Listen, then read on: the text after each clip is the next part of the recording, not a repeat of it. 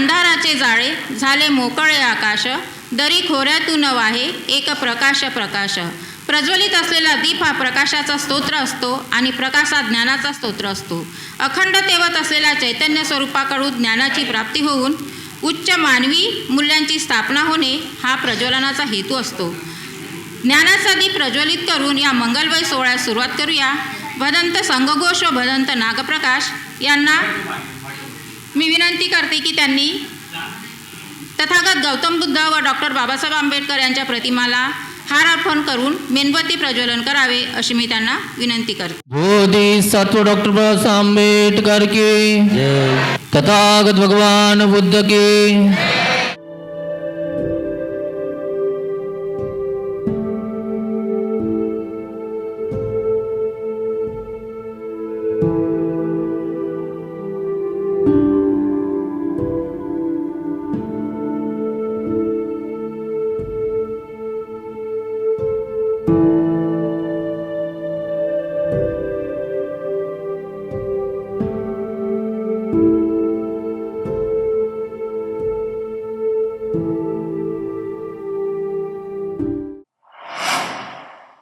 नमो तस्सा भगवतो अरहतो सम्मा सम्बुद्धस्स. बुद्धं शरणं गच्छामि. बुद्धं शरणं गच्छामि. धम्मं शरणं गच्छामि. धम्मं शरणं गच्छामि. संघं शरणं गच्छामि. पाणातिपाता वीरमणि सिक्खापदं समादियामि. पाणातिपाता वेरमणि सिक्खापदं समादियामि. अदिन्नदाना वीरमणि सिक्खापदं समादियामि. अदिन्नदाना वेरमणि सिक्खापदं समादियामि. कामेषु मिच्छाचारा वीरमणि सिक्खापदं समादियामि. कामेषु मिच्छाचारा वेरमणि सिक्खापदं समादियामि. मुसावादा वीरमणि सिक्खापदं समादियामि. मुसावादा वेरमणि सिक्खापदं समादियामि. सुरामेरयमज्जपमादठाना वीरमणि सिक्खापदं समादियामि. सुरामेरयमज्जपमादठाना वेरमणि सिक्खापदं समादियामि. श्रीशरणागमनं सद्दिपञ्चशीलं धम्मं साधुकं सुरक्षितं कृत्वा पमादेन शीलसम्पादित. आं भन्ते. साधु साधु साधु. बुद्धं नमामि. धम्मं नमामि. संघं नमामि. मला आज खूप आनंद होत आहे की आपण सर्व आपल्या पंचशील बुद्ध विहारात आजच्या ह्या वर्षावासानिमित्त आयोजित केलेल्या महापरित्रण पाठात उपस्थित झालात व त्याबद्दल आपण सर्वांचे स्वागत व मनपूर्वक आभार. आज रत्नशील बौद्धविहार हे दक्षिण पूर्व नागपूरमधले एक प्रचलित अत्यंत सुशोभित व सुंदर असे विहार आहे. जवळपास 9-10 नगरातील उपासक उपासिका प्रत्येक कार्यक्रमाला इथे एकत्र येऊन वर्षभर विविध धार्मिक सामाजिक कार्यक्रम राबवितात व आजचा कार्यक्रम पण त्याचाच एक भाग आहे. आज आपण हे भव्य सुशोभित विहार व भगवान बुद्ध यांची सुंदर अशी मूर्ती बघत आहोत. हे कुणा एकाच्या सहकार्याने नाही तर ते आपण सर्वांचं सहकार्यामुळे त्या ठिकाणी पुन्हा एकदा सर्वांचे मनस्पूर्वक आभार.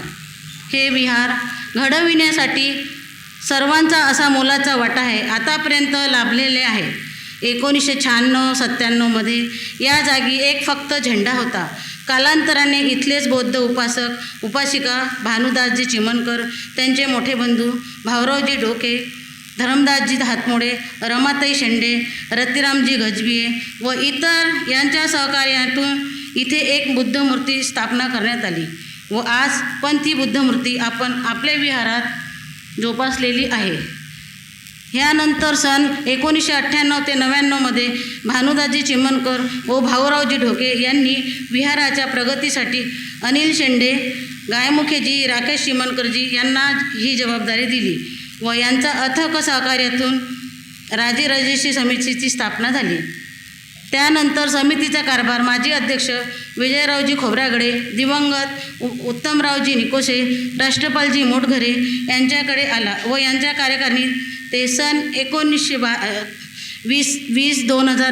2012 ते 2013ला प्रभाकरराव मेश्राम यांच्या सहकार्याने ही जागा समितीस रीतसर दान स्वरूपात प्राप्त झाली. त्याबद्दल त्यांचे जेवढे आभार मानावे तेवढे कमी. हळूहळू का होईना पण आपण सर्वांच्या सहकार्यातून आपण हे भव्य विहार 2015 साली साकारू शकलो. सन 2015 ते 2016पर्यंत योगेश ढोगे यांचा सतत पाठपुरावा व संभाषणामुळे भोतमांगी आई तसेच इतर उपासक यांचा अथक परिश्रमामुळे आपल्या विहाराला ही पृथ्वीस्पर्श सुंदर अशी भव्य बुद्धमूर्ती डॉक्टर बदन तन्निक, बँक ऑफ थायलंड यांच्याद्वारे 2016ला दान स्वरूपात प्राप्त झाली. भगवान गौतम बुद्धांनी आपल्याला धम्म दिलेला आहे. तो धम्म दुःखातून मुक्ती कशी होईल ह्याकरिता बुद्धांनी आपल्याला धम्म दिलेला आहे. आणि तो धम्म जो दुःखातून मुक्ती होण्याकरिता, क्षणिक दुःखातून मुक्ती होण्याकरिता भगवान गौतम बुद्धांनी धम्म दिलेला नाही. चिरकाल धम्म आपल्याला सुख प्राप्त व्हावं ह्याकरिता भगवान गौतम बुद्धांनी आपल्याला धम्म दिलेला आहे. जेव्हा भगवान गौतम बुद्धाला बोधी प्राप्त झाली त्यावेळेस संपूर्ण भारतवर्ष, मला म्हणायला काय हरकत नाही,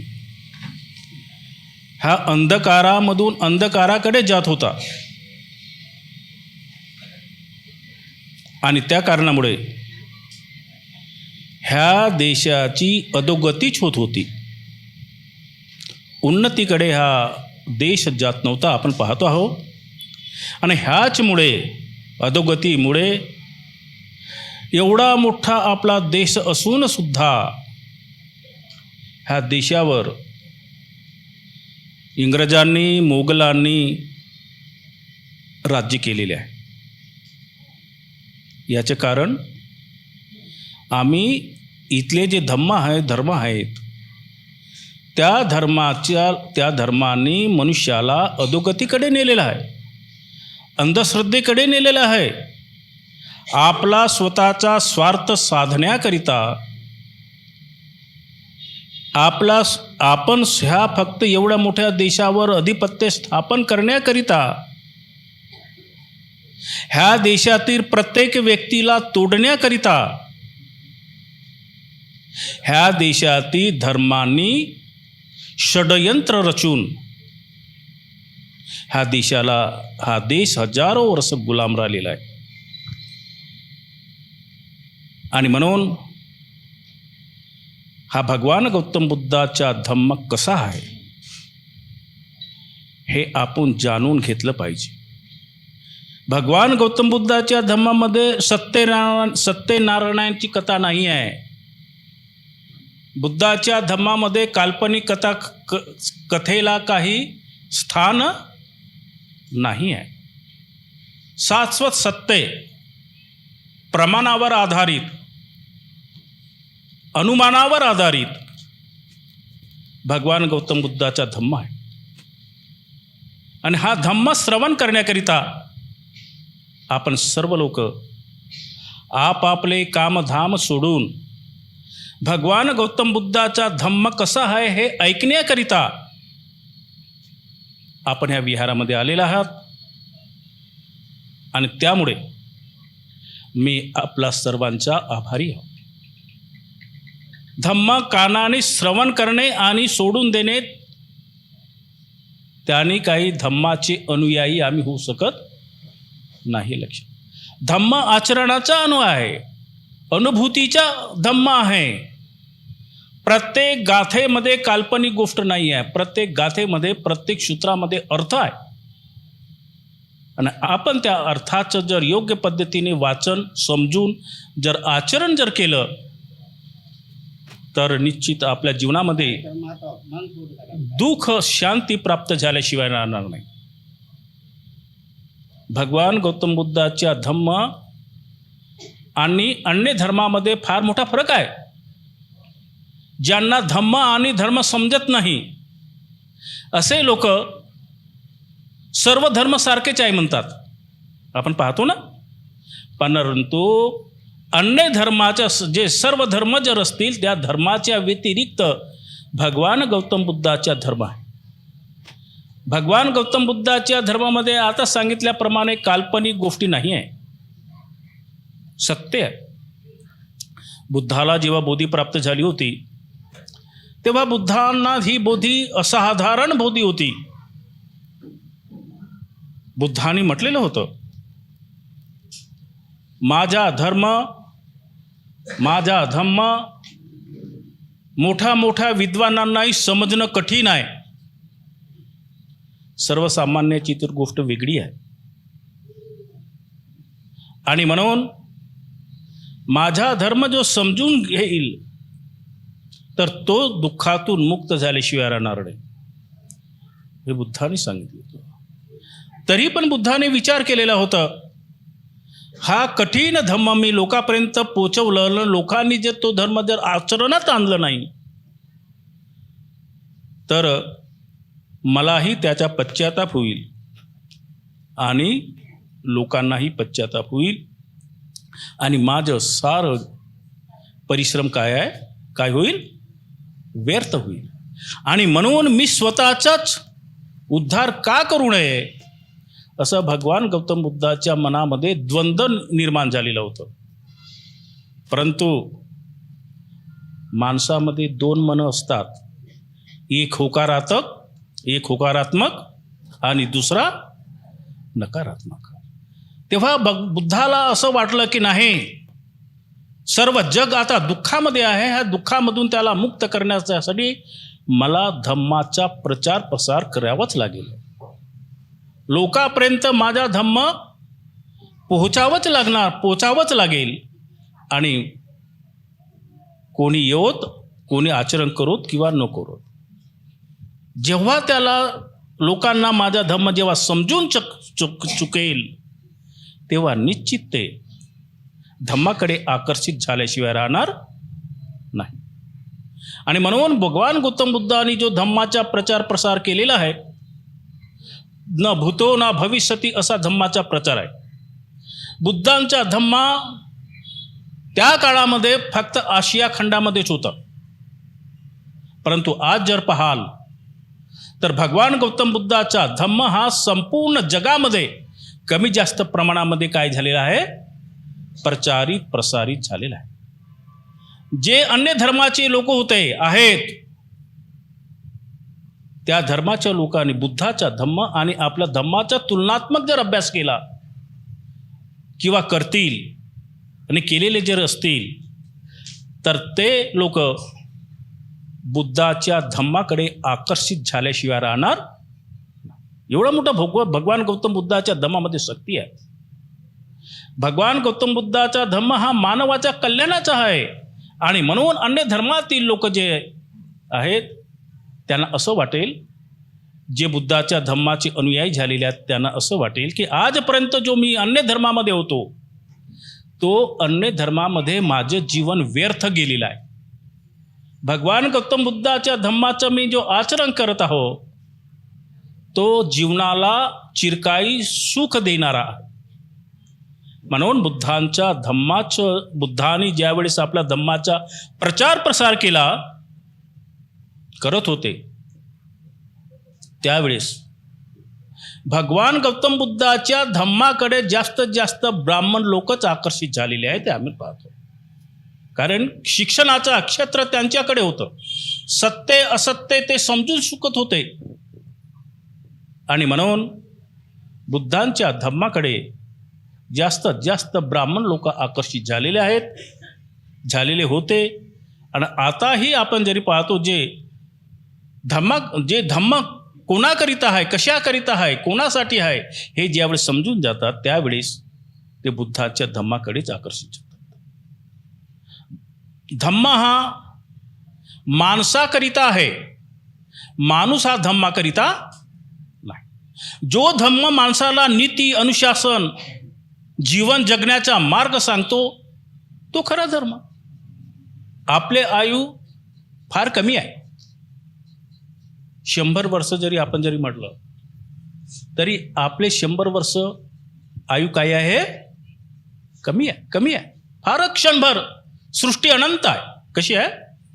सृष्टी अनंत आहे. आणि सृष्टी अनंत असल्या कारणामुळे सृष्टीच्या मानाने 100 वर्ष आपले आयुष्य काय आहे? क्षणभर आहे. परंतु हे क्षणभर जरी आयुष्य जरी असले तरी आपल्याला कसं सुखमय जगता येईल, कसं आनंदमय जगता येईल, कसं निर्विकार जगता येईल, कसं भयमुक्त जीवन जगता येईल, ह्याकरिता भगवान गौतम बुद्धांनी आम्हाला धम्म दिलं. भगवान गौतम बुद्धांनी जो धम्म दिलेला हा एवढं काही आकाशातून आलेला धम्म नाही आहे, हा परंपरेने आलेला धम्म नाही आहे. हा भगवान गौतम बुद्धांनी आपल्या मेहनत परिश्रमातून हा धम्म निर्माण केलेला आहे आणि आमच्यापर्यंत पोहोचवलेला आहे.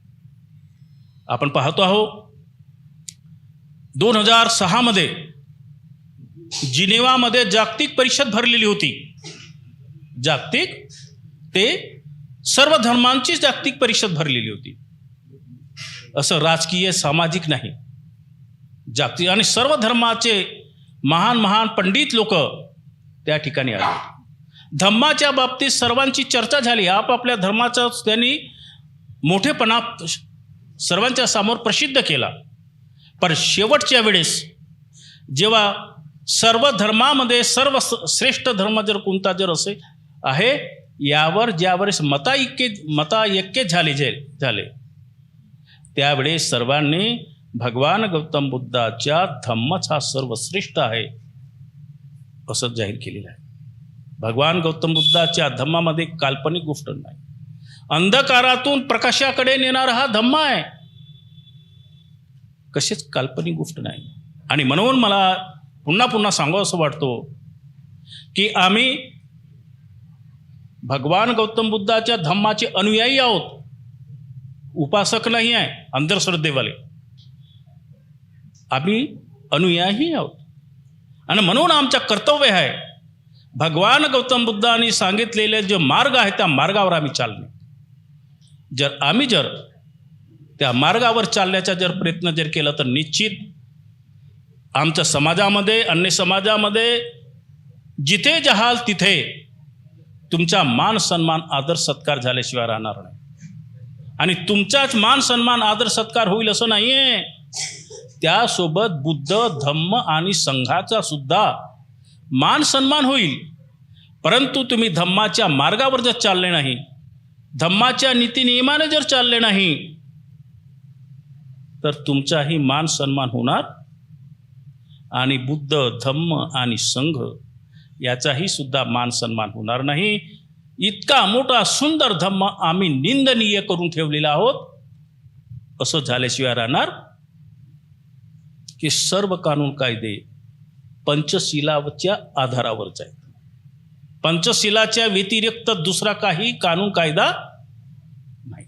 आणि म्हणून आम्ही पंचशिलाचं जर आचरण केलं तर संपूर्ण ह्या हजारो करोडो कानून कायद्याची आम्हाला काही जरूरत नाही. नाहीतर आज एक कायदा आम्ही निर्माण झाला तर आम्ही त्याला फाटे फोडण्याचा दुसरा प्रयत्न करतो, दुसराच कानून तयार होतो. परंतु शिलाच्या मार्गावर चाललं तर हजारो फाटे फुटणारे कायद्याची काही जरूरत पडणार नाही. आणि तुम्हाला सुद्धा परम सुख, परम आनंद प्राप्त झाल्याशिवाय राहणार नाही. परंतु आम्ही शिलाच्या मार्गावर चालच नाही. इथेच आपण एवढा मोठ्या कार्यक्रमामध्ये नमो तस्स भगवतो अरहतो म्हणत आहोत. शिलाचे उच्चारण केलेलं आहे.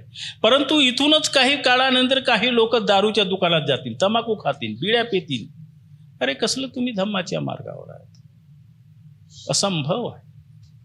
आणि म्हणून आम्ही धम्माच्या मार्गावर चालण्याचा प्रयत्न केला पाहिजे. धम्मच मनुष्याची रक्षा करू शकतो, कोणी कोणाची रक्षा करू शकत, आणि कोणी कोणाची माता पिता ना मुलाची रक्षा करू शकणार, ना मुले माता पित्याची रक्षा करू शकणार. स्वतःची रक्षा स्वतःच करण्याकरिता भगवान गौतम बुद्धांनी आम्हाला धम्म दिलेला आहे. त्यानुसार आम्ही आचरण केलं पाहिजे. घरामध्ये सुद्धा आचरण केलं पाहिजे. आम्ही मुलांना योग्य शिक्षण जर द्यायचं जर असेल तर आई वडील हे धम्माच्या मार्गावर असलेच पाहिजे तरच. कारण तुमचे मुले, तुमची संतती ही अनुकरणशील असते. कशी असते? अनुकरणशील असतो. जसे आई वडील वागतील, बोलतील, चालतील, व्यवहार करतील, तसे तुमचे मुलेही तुमच्याकडे पाहत असतात आणि तसेच ते आचरण करत असतात.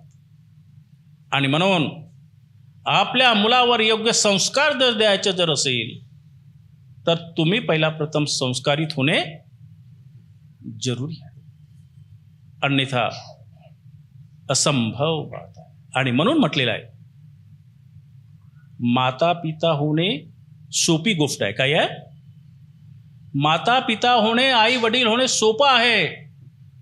त्यांचे आई वडील आपल्या मुलांचा विवाह योग्य झाल्यानंतर त्यांचा विवाह करून देतात, संसाराला लागतात, आणि संसाराला लागल्यानंतर त्याला संतती होणे जरुरी आहे. संततीसारखं दुसरं सुख ह्या संसारात नाही, लक्षात असू. परंतु जबाबदार आई वडील होणे काय आहे? कठीण आहे. काय कठीण आहे?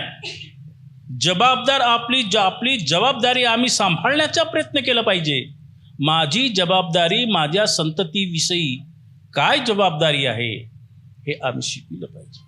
आणि ही जी जबाबदारी सांभाळून त्या माता पित्याने आपल्या मुलावर योग्य संस्कार जर दिले आणि संस्कारित जर मुले जर झाले तर निश्चित ते माता पिताला त्यांच्या म्हातारपणामध्ये सुखाची झोप लागल्याशिवाय राहणार नाही, लक्षात असू दे. आणि म्हणून आम्ही आपल्या मुलावर योग्य संस्कार देण्याचा प्रयत्न केला पाहिजे,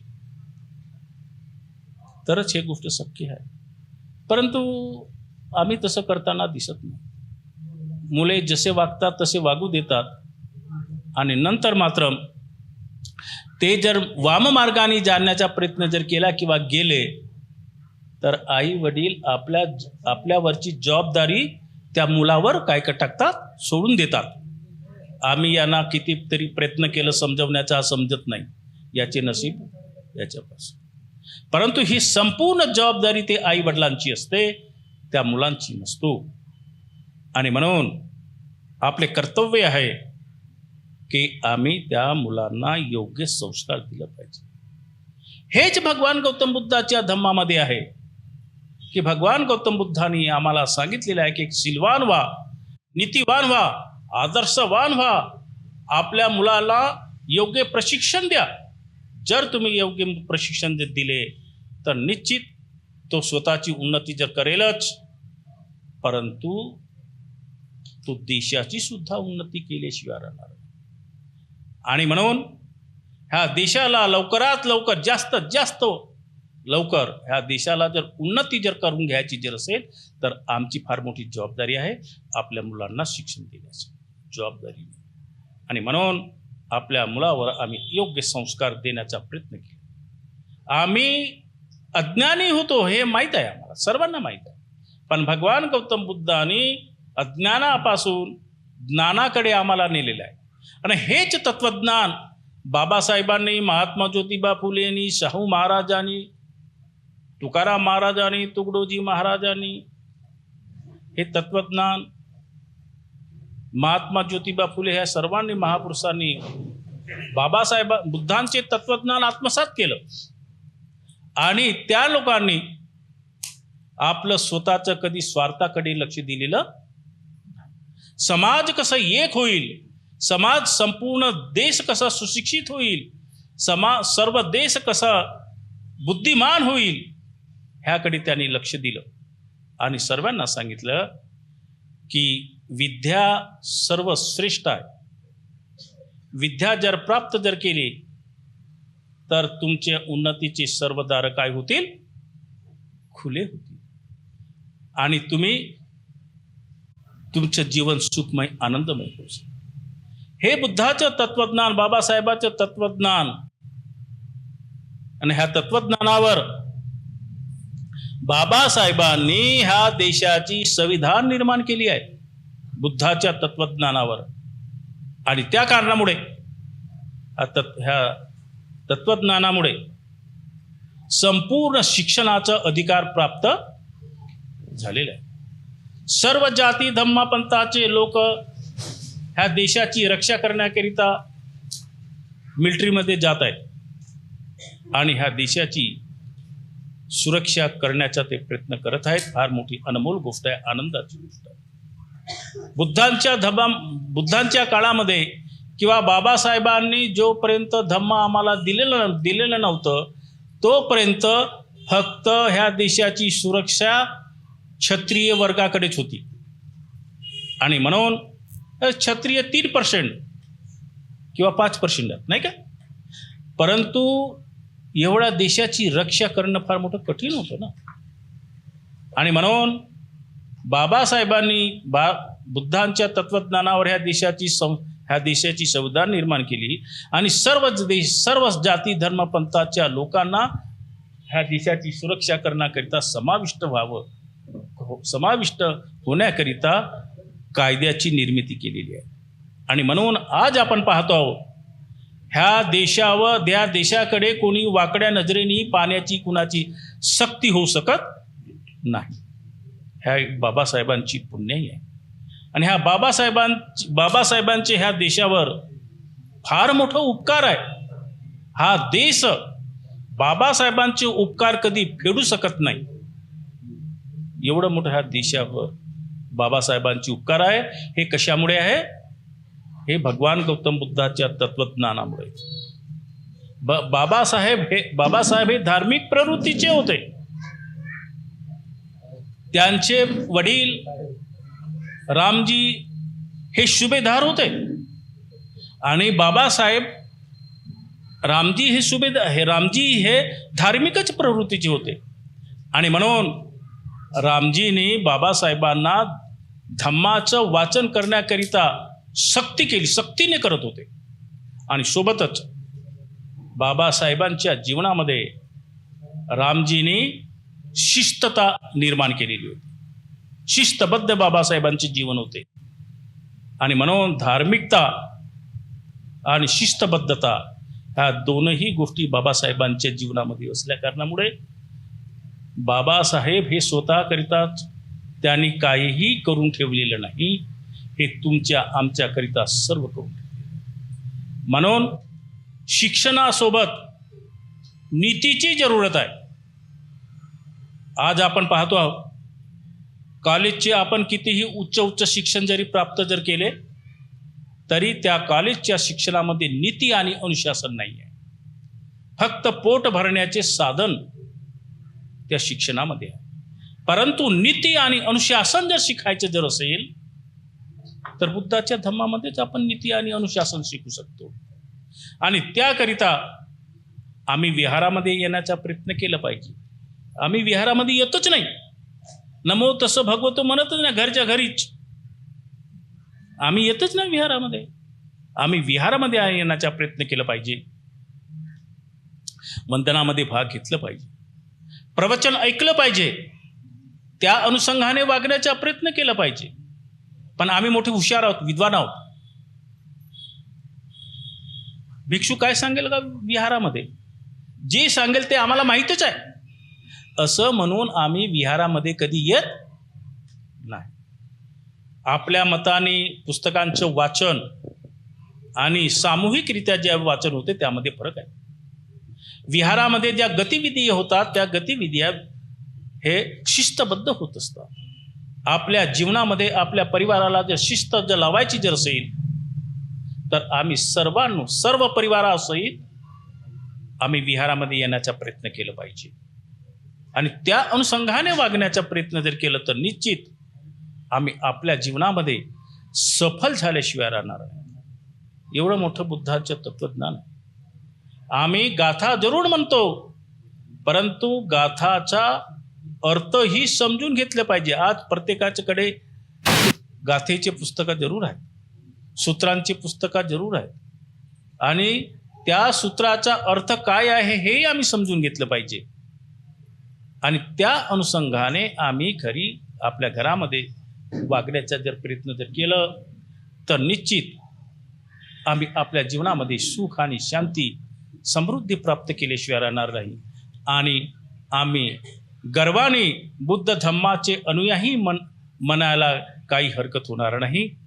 आणि म्हणून आज सर्व लोक ह्या विहारामध्ये आलेले आहेत. ह्या विहारामधून आपल्याला काहीतरी बोध घेऊन जायचं आहे. फक्त इथे परित्राण पाठ झाला आणि संपलं असं काही म्हणून चालणार. इथून काहीतरी आपण घेऊन जा. कुठेतरी आपण ज्यावेळेस कार्यक्रमामध्ये जातो, धार्मिक कार्यक्रमामध्ये, तिथून आपण काहीतरी घेऊन जातो, घेऊन गेलं पाहिजे. आणि त्या अनुसरण आपण आपल्या जीवनामध्ये आचरण केलं पाहिजे. तरच असे हे कार्यक्रम सफल होतील असं मला असं वाटतं. अन्यथा सफल होणार नाही. आपण ह्यामधून काहीतरी जरूर बोध घ्यावं आणि त्या अनुषंगाने वागण्याचा प्रयत्न करावं असे मी आजच्या प्रसंगी आपल्या सर्वांना सांगून मी माझ्या इथे शब्दालाच विराम देतो.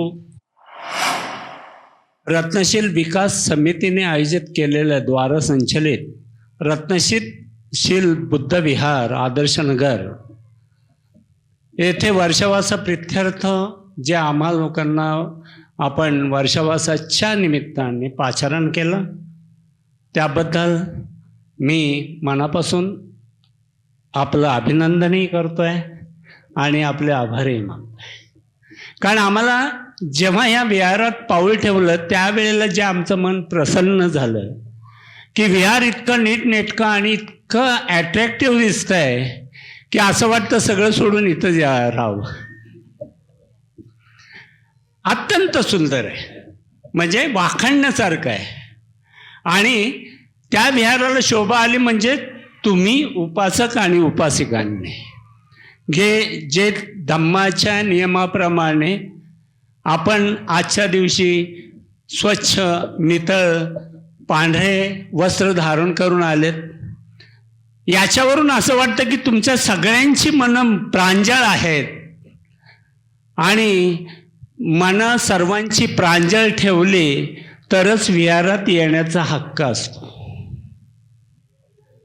जेव्हा तथागत भगवान बुद्ध त्यांचं वय 80 वर्षाचं झालं आणि ते फार थकले होते. ते कुशीनगरला 2 साल वृक्षात आसनस्थ बसून सकाळ संध्याकाळ दुपार अशी धम्मदेशनं द्यायची.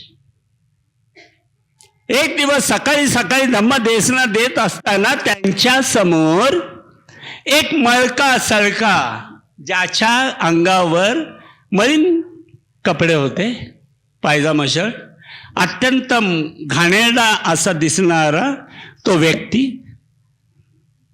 ज्याचं नाव होतं चुंद. चुंद तर तुम्हाला माहितीच आहे. आणि तो आला. तथागत प्रवचन देत असताना तो वंदन केलं आणि म्हटला की भगवान आजचं भोजन माझ्या घरी. भगवंतांचा नियम होता की जो सकाळी सकाळी प्रथम मला भोजनाचं निमंत्रण देईल त्याच्याकडेच ते भोजन घ्यायचे.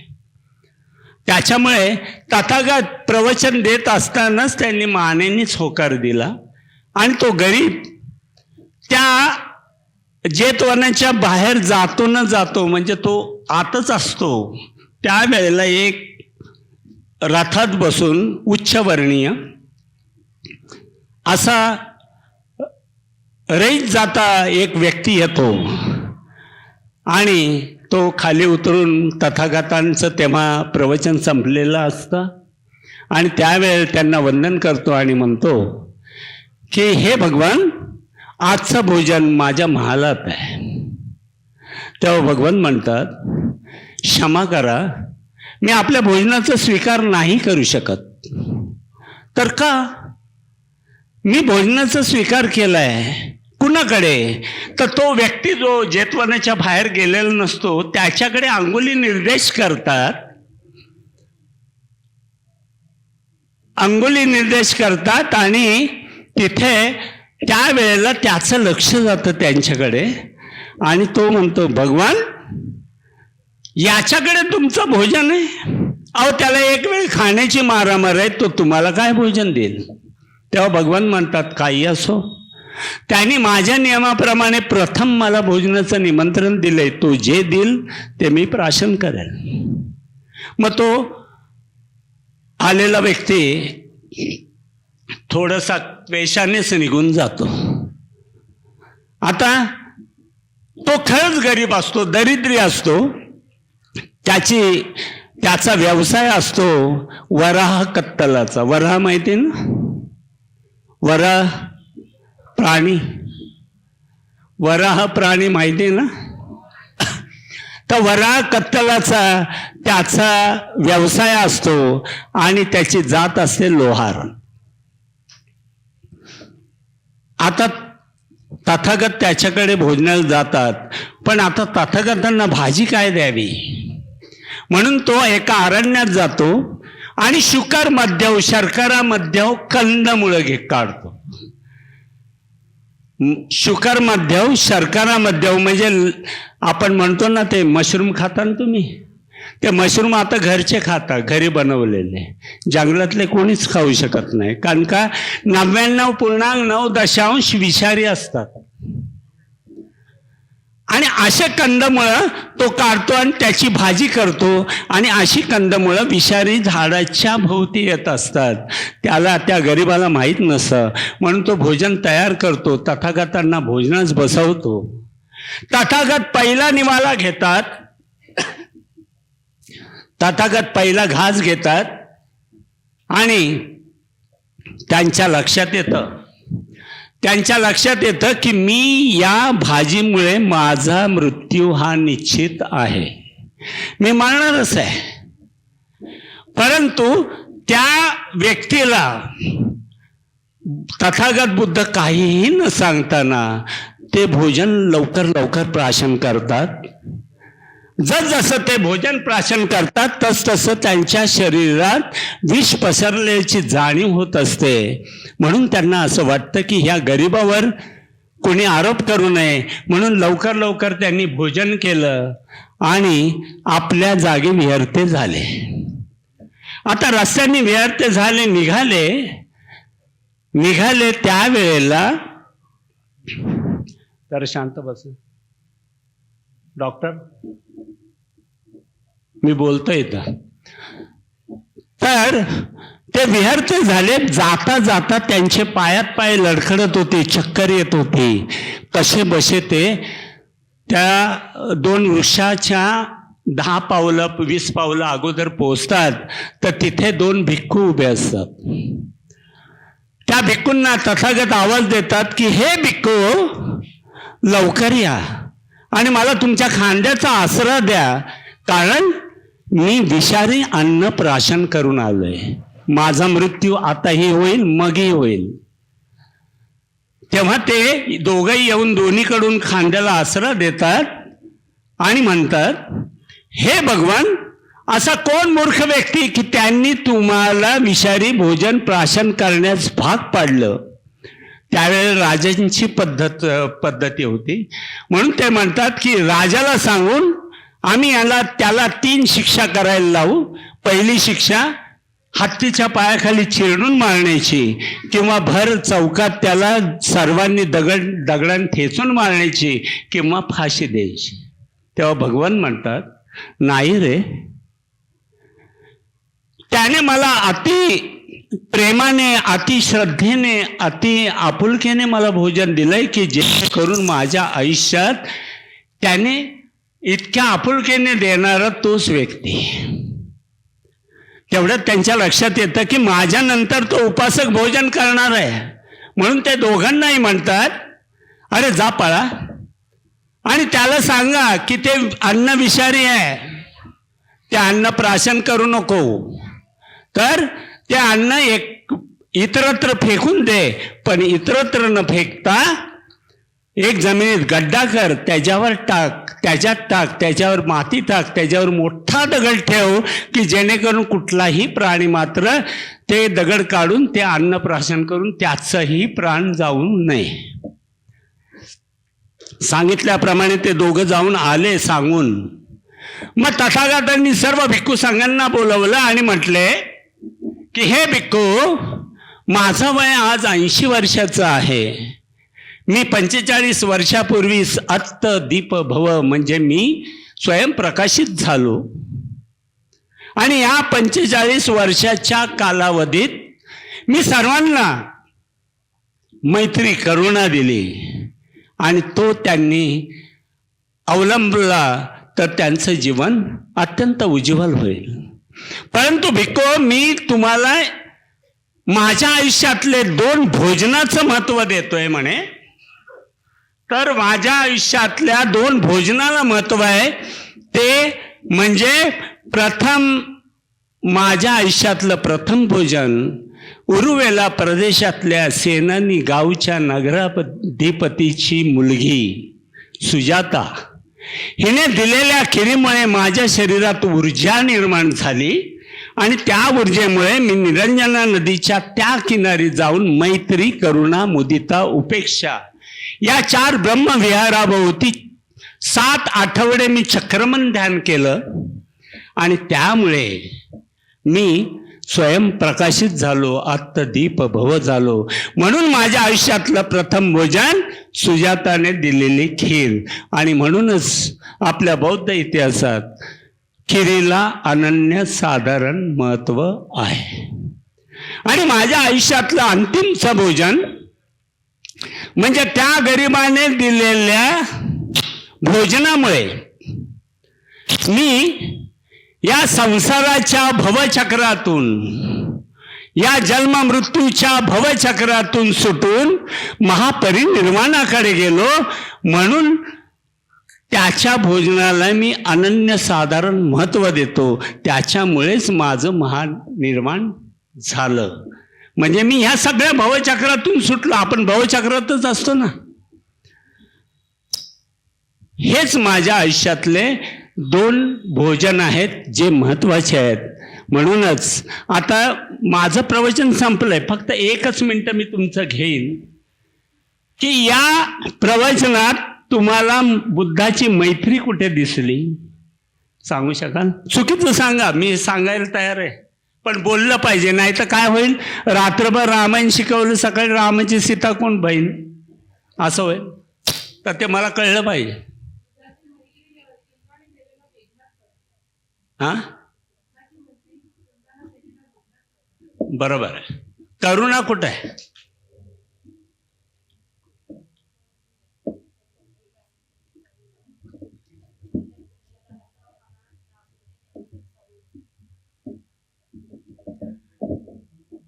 बघू ना अजून कोण सांगताय का? सांगू.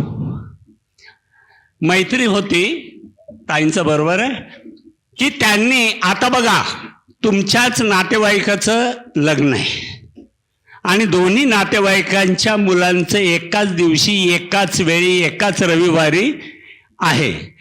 पण एकाचं लग्न आहे रजवाडा पॅलेसला आणि दुसऱ्याचं लग्न आहे तुमच्या इथल्या एखाद्या मैदानी शाळेतल्या.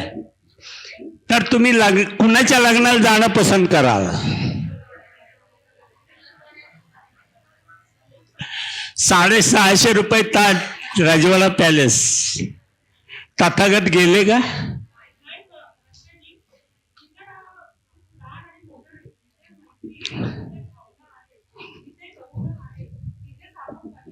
हो बरोबर आहे ना. पण आजच्या परिवर्तित जगात सगळे उजाडाकडे जातात, अंधाराकडे जात नाही. पण बुद्धांना त्या गरिबाने निमंत्रण दिलं, श्रीमंत व्यक्ती आला पण ते त्याच्याकडे न जाता गरिबाकडेच गेले. ती त्यांची मैत्री होती. आणि करुणा, पहिला घास घेतात कडू लागतो. आता आम्हाला तुम्ही सगळ्यांना भोजन दिलं, बरोबर आहे. आता माझं पूर्ण भोजन होईपर्यंत मी पहिले जेवत बसलो आणि मी शेवटीला 2-4 घास राहिल्यावर मी जर तुम्हाला म्हटलं असतं का हो आहे जरा ते जास्त तिखट होतं आणि एखाद मीठ कमी होतं, तुमचं मन कसं होईल? वाईट होईल. त्यांनी तसं केलं का?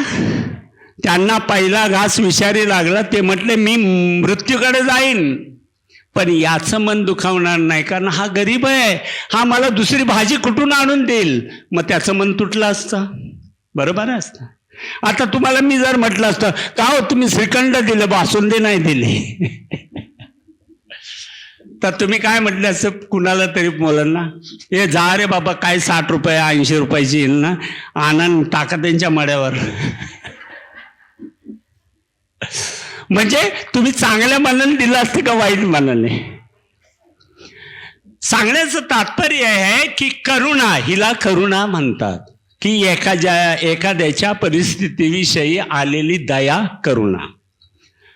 आणि मुदिता म्हणजे तुम्ही माझ्याबद्दल किती वाईट असले तरी मी तुमच्याबद्दल मंगल मैत्रीच करणार. म्हणजे तथागतांना वाटलं की त्या व्यक्तीने मला जाणून बुजून विष दिलं की अजाणतेने दिलं ते त्याच्याबरोबर, पण ते म्हटले ना 2 भिक्खूंना, अरे जा त्याला सांगा ते अन्न फेकून दे आणि गड्ड्यात टाका की दुसरं प्राणी पण मरू नये. ही होती मुदिता. आणि उपेक्षा म्हणजे त्यांना हे माहित होतं की माझा मृत्यू झाला तर या व्यक्तीला सगळे दगडाने ठेचतील, हातीच्या पायाखाली देतील, ह्याला दोष देतील. तेव्हा ते म्हटले की ह्याचा सत्कार करा, ह्याचा द्वेष करू नका. याच्या त्या भोजनामुळे मी भवचक्राच्या या संसाराच्या भवचक्रातून, जन्म मृत्यूच्या भवचक्रातून मुक्त झालो आणि महापरिनिर्वाणाकडे गेलो. म्हणून ह्याचा हा सत्कार मूर्ती. म्हणजे मी बुद्धांना वाटलं माझं तर मृत्यू होणार आहे, पण याला मारण्यापेक्षा ह्याचा सत्कार झाला पाहिजे, याला जीवनदान मिळालं पाहिजे. याला म्हणतात उपेक्षा. आणि मी तथागताच्या चरणी आज वर्षावासानिमित्त आपणा सर्वांमध्ये मैत्री, करुणा, मुदिता, उपेक्षा आणण्याचा तुम्ही सर्वजण प्रयत्न करा. तुमचं जीवन अत्यंत चांगल्या मार्गाने व्यतीत होईल.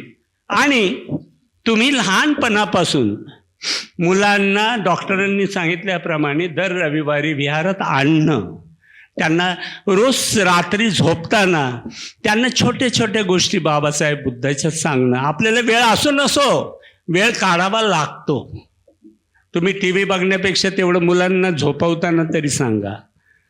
काय झालंय, आपल्यामध्ये डॉक्टर आहेत, इंजिनियर आहेत, IAS आहेत, ICS आहेत, IPS आहेत, चांगल्या पदावर आहेत. पण त्यांचा मुलगा पण IAS होतो, IPS होतो, ICS होतो, डॉक्टर होतो, इंजिनियर होतो, पण ते पिढ्यानपिढ्या हिंदू महाराज राहत आहेत. आहे ना? तुम्ही बदली केलंय का हिंदू महाराजचा? बौद्ध नाही केला. मग तुम्ही बौद्ध कसे? तुम्ही हिंदू महाराज आहे. हरिजन म्हणतात त्यांनी.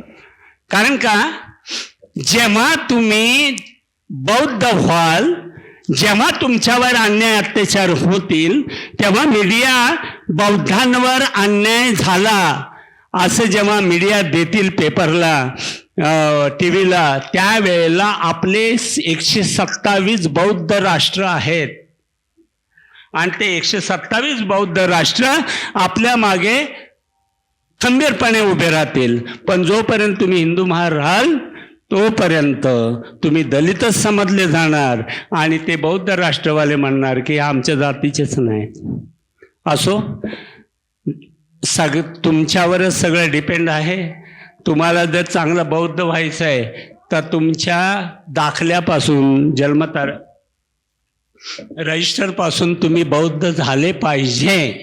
हे महत्त्वाचं काम आहे. आता लहान मुलं आहेत, आता ह्याच वेळेला तुम्ही जर त्यांना बौद्ध केलं तर त्यांच्या पुढच्या पिढीला अडचण नाही. आणि एक प्रबळ म्हणजे बाबासाहेबांनी स्वतःच्या घराला आग लावून आपल्या सर्वांची घरं उभी केली की नाही. मग ती कशासाठी केली की भारत बौद्धमय करायचा होता. आणि भारत बौद्धमय केव्हा होईल, जेव्हा तुम्ही हिंदू महाराजचे बौद्ध व्हाल कायदेशीर, तेव्हाच होणार. नमो बुद्धाय, नमो धम्माय, नमो संघाय. प्रत्येक नगरातून येणारे जसे आदर्शनगर, रतननगर, रमणामारुती नगर, गाडगे नगर, डायमंड नगर, साईबाबा नगर, आराध्या नगर, मित्रविहार नगर, इतक्या लागून या आदर्श नगरच्या विहाराला आदर्श करून टाकलेला आहे. अशा माझ्या सर्व उपासिकांना मी आभार मानते आणि त्यांचं अभिनंदन करते.